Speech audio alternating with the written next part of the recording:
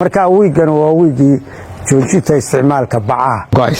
marka waa nooca hadii la yiraahdo kuwa lagu bedelaya wasaaradda deegaanka iyo isbeddelka cimilada ee dowlad goboleedka waqooyi bari Soomaaliya gaar ahaan wasiirka wasaaraddaasi oo ay hareer joogaan shaqaalaha wasaaraddaasi ayaa maanta si rasmi ah u daafuray toddobaadka la dagaalanka bacda taas oo deegaanka dhibaatooyin fara badan gaarsiisa wasiirka wasaaraddaas ayaana sheegay in bacdii deegaamada waqooyi bari lagu isticmaali jiray lagu bedelay bac aan deegaanka waxba yeeleen oo deegaanka la falgalaysa taasoo aan ahayn bac balaastiga oo deegaanka iyo xoolahaba wax yeelaysa dhanka kale wasiirka ayaa ugu baaqay bulshada waqooyi bari Soomaaliya inay la shaqeeyaan shaqaalaha wasaaradda ee ka howlan ka wacyigelinta bulshada isticmaalka bacaha balaastiga waa kan wasiirka oo ka hadlay arrimahaas saaka halkan waxaan isugu nimid wasaaradda deegaanka ee federaalku waxay soo saareen qaynuuno fara badan kuwaasoo ay wiigan ku magacaabeen joojinta isticmaalka bacaha arrintaa lafteeda waxaan doonaynaa inaynu ka shaqo galno haddii la yidhaaho oo dadka wacyigelino dadka wacyigelintiisu waxay tahay wax loo baahan yahay ummaddu waa inay wax ogaataa haddayna waxba ogeyn ummaddu waa xoogaa way jahwareerayaan marka bal dhibaatooyinka ugu horeeyay bacuhu keenaan haddaan in yar inii taataabto waxa weeye bacuhu waa wax la soo sameeyo magaaladeenna haddaad eegtid waad garanaysaan bacuhu meelahay tagaan waddankoo dhan bay qabsadeen meel walba waa qabsadeen dhirta markaynu ka soo qaadnay dhibaatada ay u geysato waxa weeye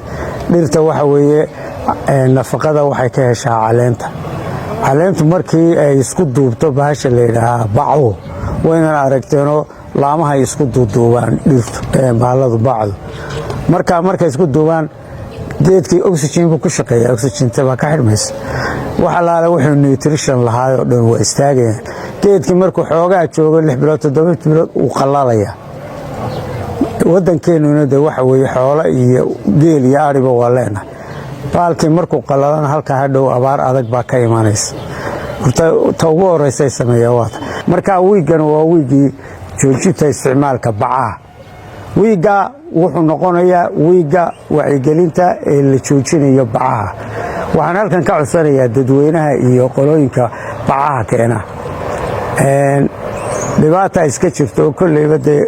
dad badan baa hadlayo odhanayo maanta lanaga joojiyey bixi maanta laynaka joojin maayo laakiin waqti waa layna siinayaa laakiin wiigan waa wiigii joojinta isticmaalka bacaha marka inaad gacan nagu siisaan dadkan maaragtay shaqaalaha dadka wuxuu sheegaya inaad soo dhaweysaan in maaragtay aad ra'yigooda qaadataan in waxay nii sheegaan aad qaadataan markaynu soo qaadano inaynu tusaale ka bixino moogtay bacaha lagu bedelayo bacihii hore haddii la yidhaaho waxa weeye waa kuwaan gacanta ku hayo